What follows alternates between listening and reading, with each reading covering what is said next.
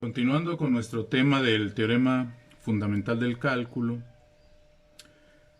dentro del cálculo integral, vamos a recordar que nosotros teníamos una función de la cual teníamos su gráfica, cierta curva, y nos interesa encontrar el área debajo de esa curva y entre el eje X en un cierto intervalo, ¿verdad? Esta área que podemos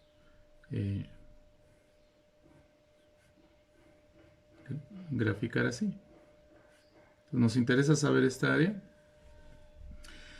Y esta área nosotros ya habíamos visto que se puede simbolizar así, con este signo que se le llama S de Leibniz, porque fue este filósofo y matemático el que primero la utilizó para simbolizarla, y le ponemos en la parte inferior A, en la parte superior B, que nos indica el intervalo en el cual la estamos considerando. A continuación, la función debajo de quien la estamos considerando, y luego de minúscula y X. Entonces, esta es la simbolización de esta área. ¿Por qué se simboliza así? Pues porque ya hemos comentado que con este S de Leibniz simbolizamos toda una letra griega, sigma, mayúscula de sumatoria, y el hecho que va de j igual a 1 hasta n, y el hecho de que delta xj tiende a 0, n tiende a infinito, de la función evaluada en una xj por delta xj. Y esto se refiere a que nosotros dividimos la área que nos interesa en muchos rectangulitos, si recuerdan, en muchos rectangulitos, de manera que para un cierto rectángulo cualquiera, nosotros su parte superior pasa muy cerca de la curva. Este rectángulo sería el rectángulo J. Habría n rectángulos.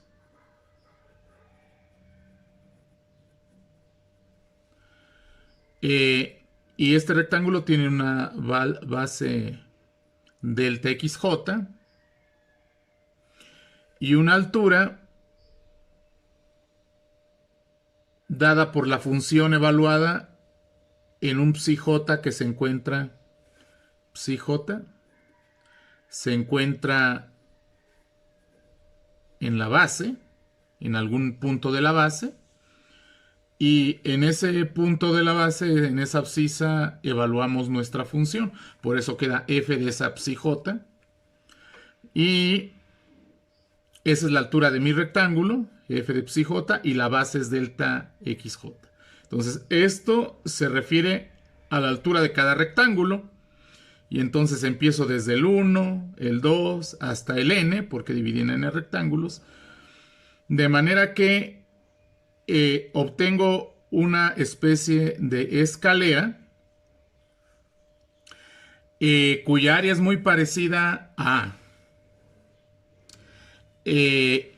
si yo este número de rectángulos lo hago muy grande, y obviamente sus bases van a quedar muy pequeñas, entonces el área de la escalera correspondiente se va a parecer cada vez más a A, que es el área que yo busco. Es por eso que esta A en realidad es el límite cuando el número de rectángulos tiende a infinito. Y claro, sus bases se hacen sumamente delgadas, tienden a cero, de la suma de las áreas de esos rectángulos. De esta manera, entonces, la S de Leibniz nos simboliza que esa área sale de una suma de infinitos rectángulos de base muy pequeña. Bien, aquí la situación es que calcular directamente este límite es complicado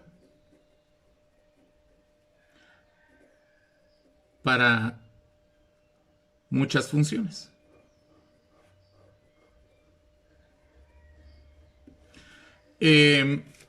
Si recuerdan, nosotros calculamos el área para funciones relativamente simples. Por ejemplo, para la función y igual a x cuadrada o f de x igual a x cuadrada, si nosotros escogemos f de x igual a x cuadrada y queremos calcular esta área, nosotros hicimos ese proceso, si recordarán, en clase, calcular esta área. En este caso se nos forma como una especie de triángulo cuyo, entre comillas, lado superior es la curva correspondiente a esta parábola, que es gráfica de la función x cuadrada.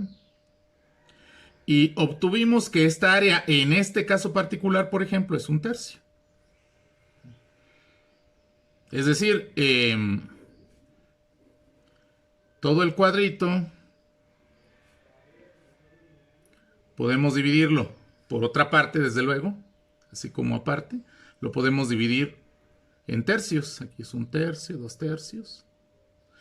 Eso significa que toda esta área la puedo yo vaciar completamente aquí y cabe perfectamente el área. ¿Por qué? Porque esta área es un tercio.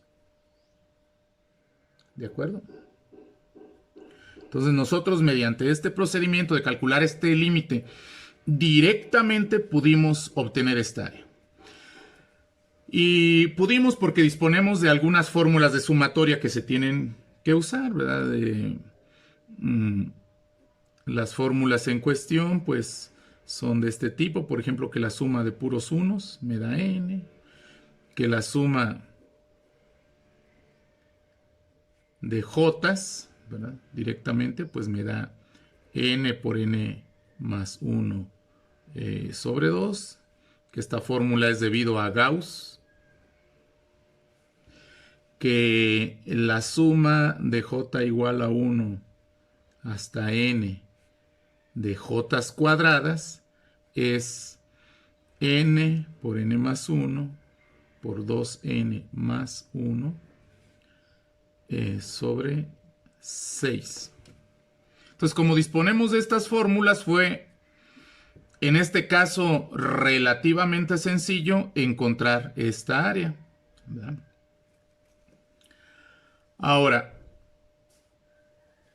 si tenemos funciones mucho más complicadas, ¿verdad? Es decir, si ya no tenemos funciones potencia, por ejemplo, o tenemos polinomios de grado mayor que 3, que si se acuerdan, pues hasta disponíamos de una fórmula hasta potencias 3 para la j, que en este caso era la siguiente. ¿Verdad?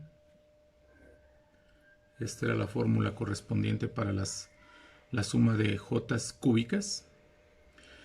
Si nosotros ya tenemos otro tipo de funciones que son potencias, que involucran potencias mayores que 3, o bien ya es otro tipo de función que ya no es polinómica,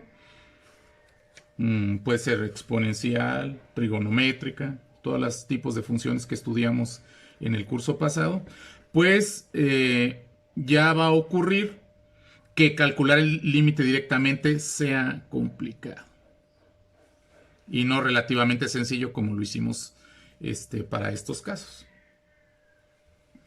Entonces, hay una alternativa para que no tengamos que calcular el límite directamente. Y esa alternativa nos la da el que se llama teorema fundamental del cálculo. Teorema fundamental del cálculo.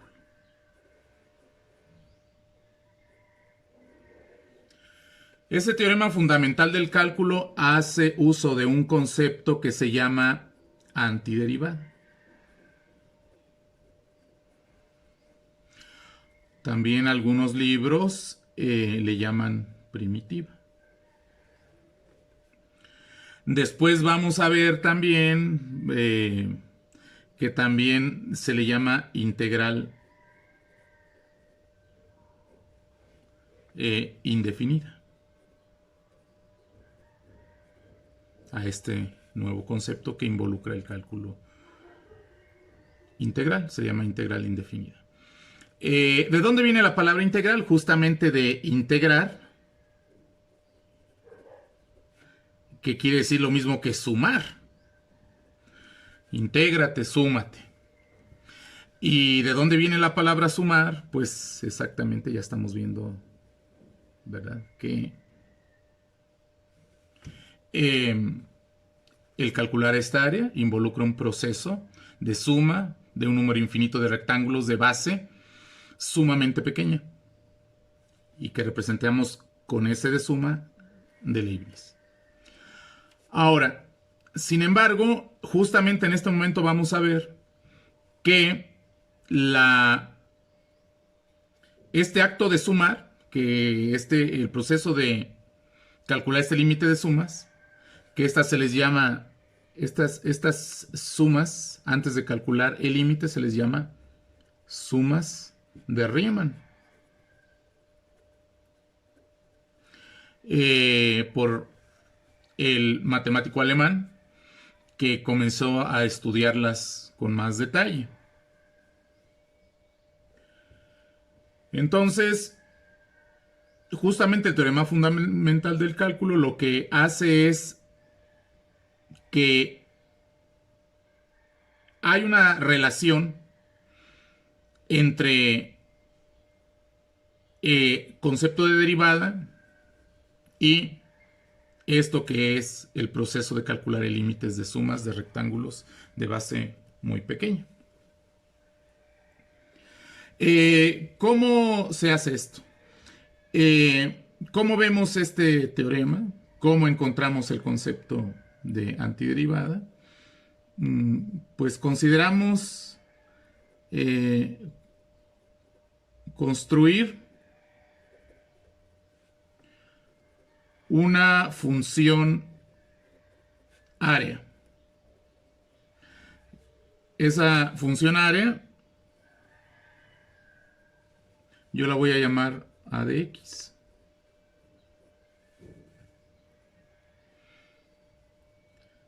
Esa función área, ¿qué va a ser? Pues va a ser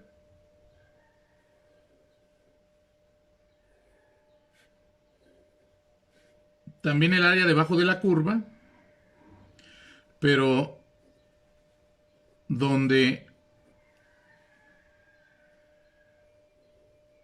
el extremo derecho del intervalo a considerar va a ser variable.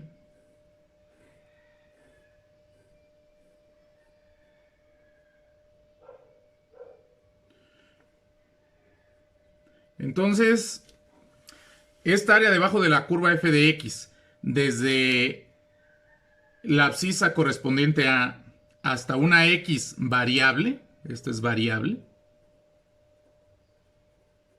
es una variable independiente, ya dijimos, ¿verdad?, que se mueve en el eje x entre los valores a y b, en el intervalo cerrado a y b. Entonces en el intervalo cerrado se mueve esta x Claro que va dando distintas alturas según esté definida la función. Entonces por eso se genera una función f de x. Pero además va dando distinta área conforme yo muevo la x. Y entonces la función área, que voy a llamar a mayúscula de x, pues también está variando. De manera que si yo muevo la x hacia la derecha, pues se incrementa, va a ser un área mayor la que va a estar involucrada. Y entonces la función área es con un valor mayor. Ahora bien, esta función área, yo puedo considerar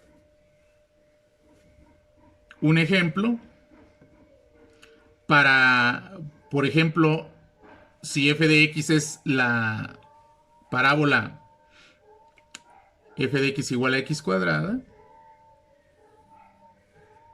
¿qué sería la función área? A ver, rápidamente. Bueno, pues sería el que la x se esté moviendo entre 0 y 1 y se me va a generar cierta área por debajo de la parábola, esta parábola, y igual a x cuadrada. Se me va a estar formando una cierta área variable según yo muevo la x. Pudiéramos encontrar explícitamente para este caso particular, pudiéramos encontrar explícitamente a x, pues sí se puede haciendo justamente todo esto. En principio se puede calculando el límite.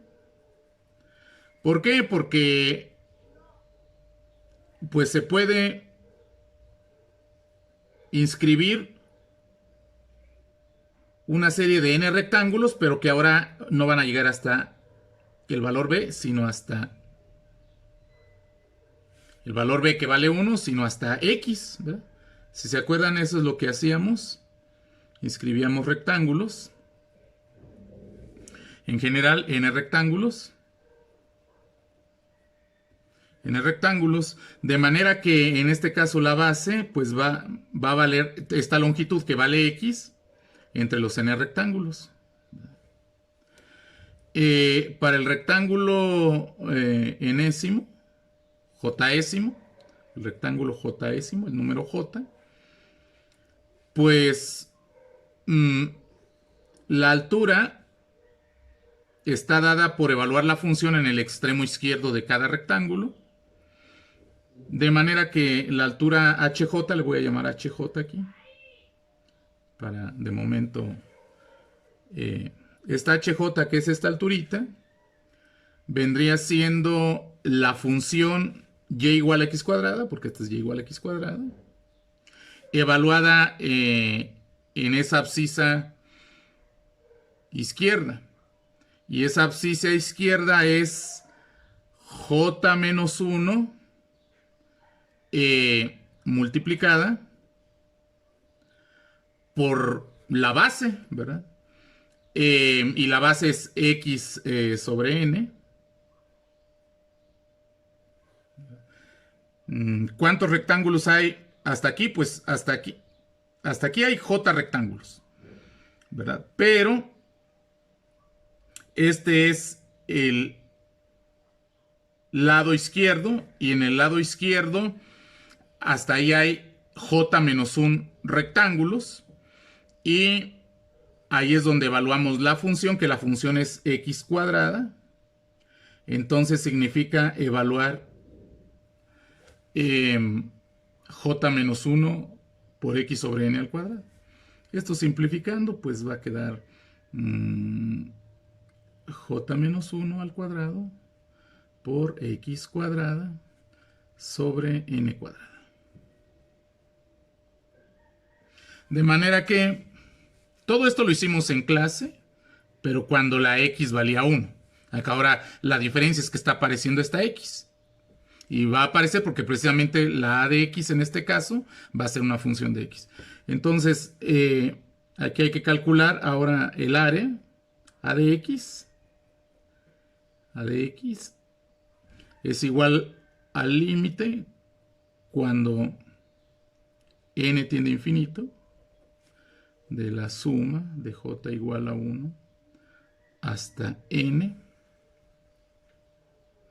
de las bases por las alturas, es decir, de j menos 1 al cuadrado por x cuadrada sobre n cuadrada por la base que es x sobre n.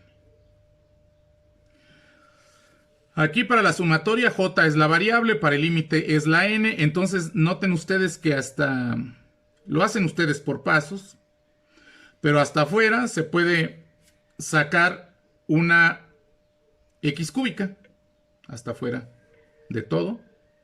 Entonces ya nada más nos quedaría calcular el límite cuando n tiende a infinito de la sumatoria de j igual a 1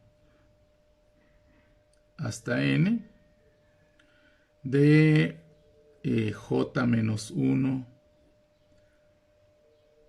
al cuadrado sobre n cúbica. El cual justamente es la suma que se nos genera para calcular el área cuando es 1, ¿verdad? Si ustedes le checan, se nos generaba esto. Ahí a la hora de calcular, entonces esto se nos hacía el 1 entre n cúbica, pues igual se puede sacar de la sumatoria, no del límite, pero sí de la sumatoria. Y nos tocaría evaluar esta sumatoria desarrollando el binomio al cuadrado. Es j cuadrada menos 2j más 1. Y aquí se distribuía la sumatoria. Aplicábamos justamente estas tres fórmulas que escribí aquí primero, ¿verdad? Porque miren, una es j cuadrada, otra es j y otra es 1. Y claro, el de j todavía lleva ahí un 2. Y finalmente, después de calcular los límites como lo hicimos en ocasiones anteriores, este límite va a dar un tercio. Ya dijimos, ¿verdad? Todo esto lo hicimos en clase. Entonces quedaría x cúbica por un tercio. O sea, x cúbica sobre 3.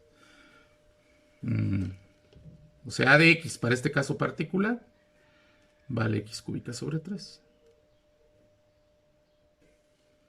La gráfica de esta función, la gráfica como curva, pues es también una especie de parábola que también pasa por 1, 1, pero tantito más, más pegada al punto 1, 0, que es este. Para este lado continuaría hacia abajo. Recuerden que esta para este lado continúa hacia arriba. Entonces,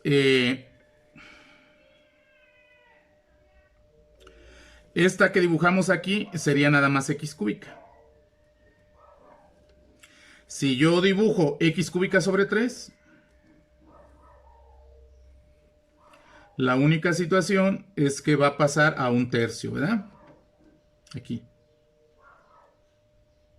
Es un tercio. Y va a seguirle hacia arriba. Pero con lo que queremos decir es que tiene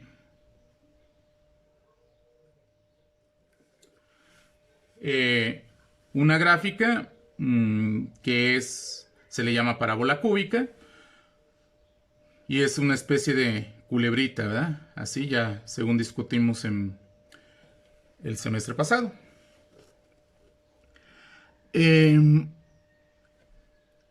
es un ejemplo con el cual queremos hacer patente que podemos calcular siempre o hablar de una función área debajo de otra función que teníamos originalmente. Nuestra función que tenemos originalmente es x cuadrada y construimos su función área y su función área resulta que es x cúbica sobre 3, ¿verdad? Entonces nosotros así para cualquier función podemos determinar una función área. Aquí, por ejemplo, si tabulamos rápidamente, ¿qué significaría? Que si la x está en medio, vale un medio, entonces ¿cuánto valdría la función área? Pues valdría un medio al cubo. Entonces un medio al cubo pues es un octavo. Y por 3, pues valdría, aquí pondríamos un 24avo. Por poner un ejemplo. Es decir, cuando estamos aquí exactamente en medio, el área que está debajo de la parábola x cuadrada es un 24avo porque sería sustituir, ustedes ya todo esto lo saben hacer, sustituir en la función un medio al cuadrado es un octavo y por un tercio es un 24avo. Si fuera, por poner un ejemplo, 3 cuartos, 3 cuartos, pues al cuadrado queda 9 al cubo, perdón, es al cubo, quedaría 27 64avos. 27 64avos y multiplicado por un tercio queda 9 64avos. ¿Ve? Etcétera. O sea que esta función yo la puedo tabular y eso significa me va dando el área debajo de esta curva en cada momento, ¿verdad? Cuando la x vale un medio, de 0 a un medio, ¿cuánto vale? Vale un 24avo. Cuando vale 3 cuartos, pues ¿cuánto vale? 9 64avos.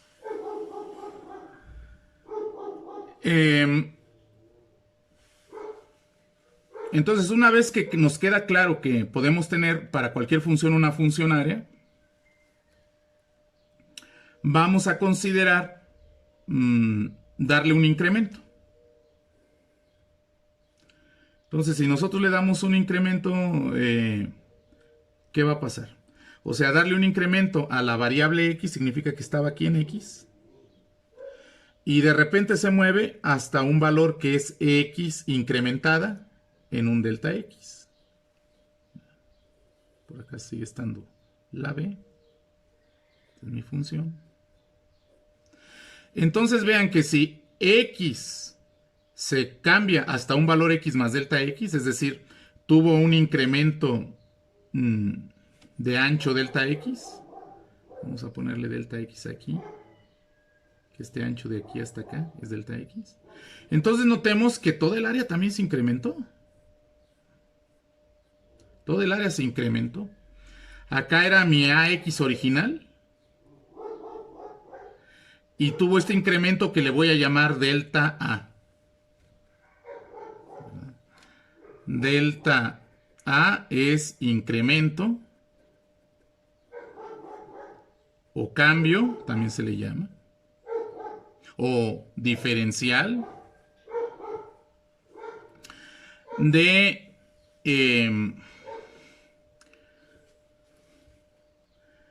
se le llama incremento o cambio de la función A.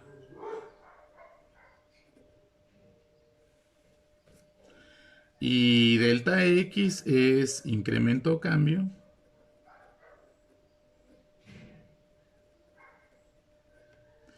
de la variable independiente x.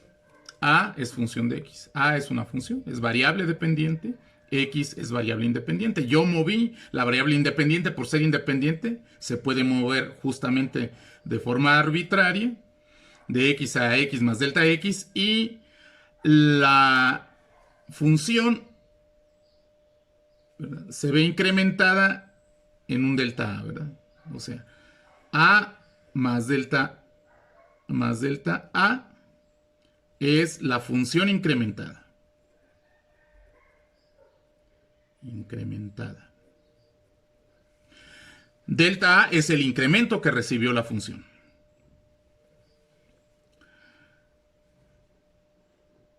delta X es el incremento de la variable independiente. Bien. Si nosotros hacemos una ampliación de cómo se ve esta parte, vamos a ver que nosotros aquí tenemos, ¿verdad? La X más delta X. Y aquí tenemos f de X, que en este caso, a como está la gráfica, adquiere un valor máximo. Como es un valor máximo, lo voy a denotar con la M mayúscula.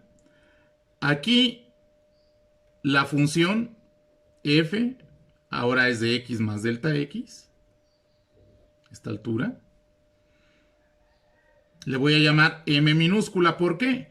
Porque la función en este caso adquirió un valor mínimo cuando la X la moví de X a X más delta X. Adquirió un valor mínimo ahí, ¿verdad? En este intervalo delta X, el valor mínimo lo adquiere en f de X más delta X. Le voy a llamar M minúscula. De momento, nada más. Nosotros sabemos que en otros contextos la M, en matemáticas, la M minúscula es la pendiente de una recta, ¿verdad? Pero en este momento va a ser el valor mínimo que adquiera la función en este intervalo que va de X a X más delta X. Le llamo M minúscula. Y al valor máximo, que en este caso lo adquiere hasta acá, es M mayúscula. Y esa M mayúscula es f de X para este ejemplo. Entonces notemos que esta área, esto es delta A, ¿verdad? Quedamos. Es el incremento de la función área. Esto es delta A. Delta A es un valor de área que está más pequeño que el área del rectángulo más grandote. Y está más grande ese delta A que el área del rectangulito más pequeño. ¿Cuál es el área del rectángulo más grandote? El área del rectángulo más grandote es M delta X. ¿Por qué? Porque tiene altura M y base delta X. Entonces, le voy a poner área del grande, del rectángulo grande. Ahora, ¿cuál es el área del rectángulo pequeño? Pues es M, su altura es M por delta X, porque la base sí es la misma para ambos, ¿verdad? Es área del rectángulo pequeño, ¿verdad? Ahora, lo que estamos ahorita alegando es que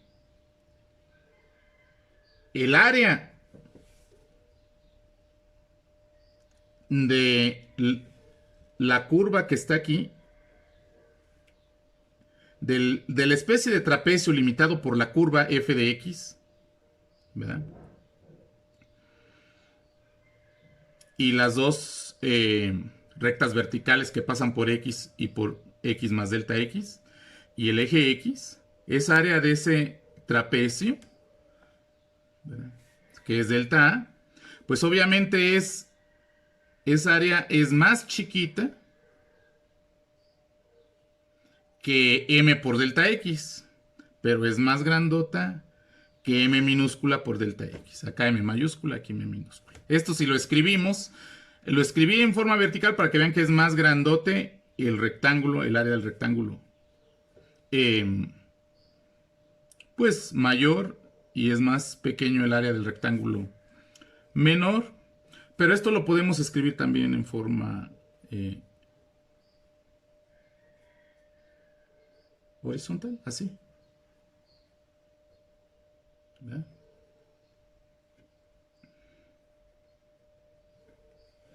Ahora, aquí también esto podemos dividirlo todo entre delta x. Acuérdense que delta x no es 0, ¿verdad? No es 0. Tiende a 0, que es una cosa muy diferente.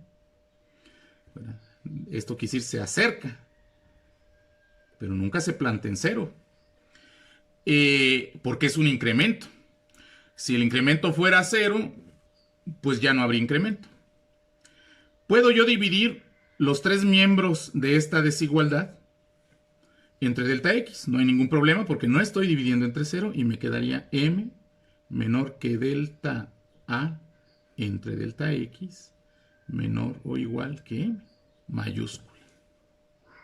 O visto en forma vertical, la M es más grandota o igual que delta A sobre delta X. Y esto es más grandota o igual que M minúscula.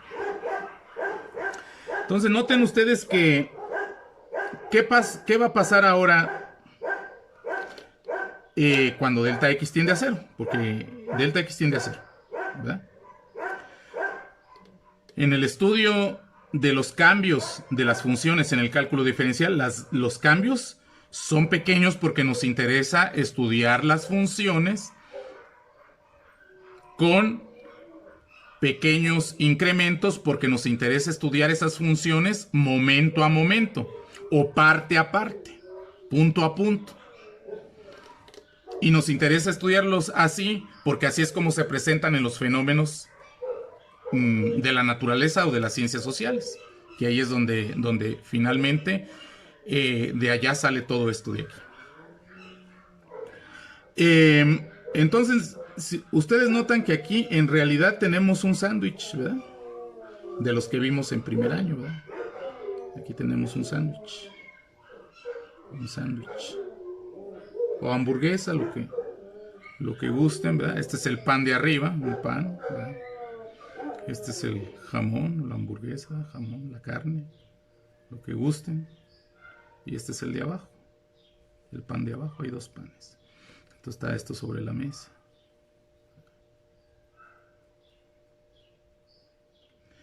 Entonces, ¿qué pasa si la delta X tiende a cero? Pues obviamente se va a mover el valor M, pues va a ir creciendo. El valor M mayúscula permanece fijo, pero el valor M minúscula va a ir creciendo. De forma que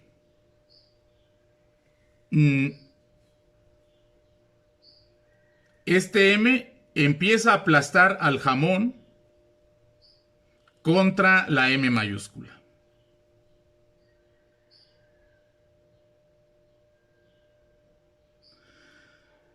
Es decir,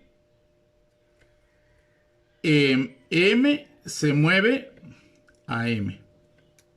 Por lo tanto, bueno, M mayúscula en este caso que es f de x, en este caso pues permanece fijo. Este es fijo. Entonces, como este está aplastándose contra M, entonces al jamón no le queda otra más que aplastarse también contra M. O sea, delta A sobre delta X, ¿verdad?, se aplasta contra M. Dicho de otra manera, el límite cuando delta X tiende a cero, porque todo esto lo estamos estudiando, cuando delta X tiende a cero, de delta A entre delta X, ¿verdad?, es M mayúscula en este caso.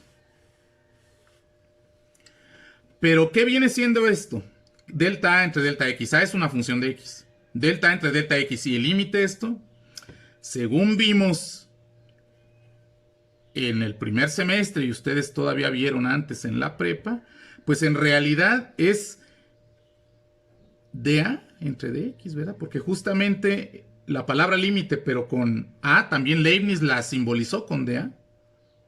Delta A, dA. Y la palabra límite con delta X con dx. Y nos queda dA, que esto ya sabemos que es la derivada. Resultó que es M, pero M en este caso es f de x. Es decir, ya para escribirlo de manera muy simple,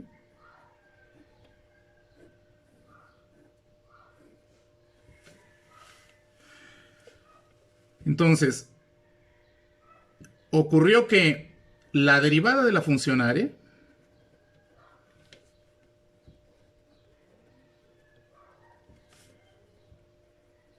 AX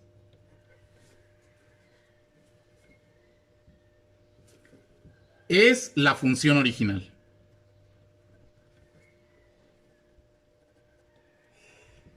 F de X. La derivada de la función área. Esta derivada, pues, se simboliza así, ¿verdad? La derivada de la función área es la función original. Bueno, aquí para que no haya confusión, bueno, vamos a ponerle de una vez esto porque la derivada de la función área, pues, es con la comita. La función área solita es sin la coma. Esto, el que esto se cumpla, se le llama teorema fundamental del cálculo. Aquí comentamos que vean ustedes, nosotros para el caso particular de la parábola, obtuvimos esta función área. Ahora, ¿qué pasa si nosotros, en este caso particular, derivamos esta función? ¿Verdad? Si la derivamos, ¿qué nos quedaría a' de x? Pues nos va a quedar un tercio de 3x cuadrada, ¿verdad? Porque ya no sabemos todas las fórmulas que vimos en primero de derivación. Si no se la saben, pues me avisan para dejarles ahí la tarea adicional. Y esto nos da x cuadrada. O sea, vean que aquí se cumple de que yo tengo la función área x cúbica sobre 3. Y el resultado de derivarlo es la función original. Entonces, con eso nos quedamos en este momento.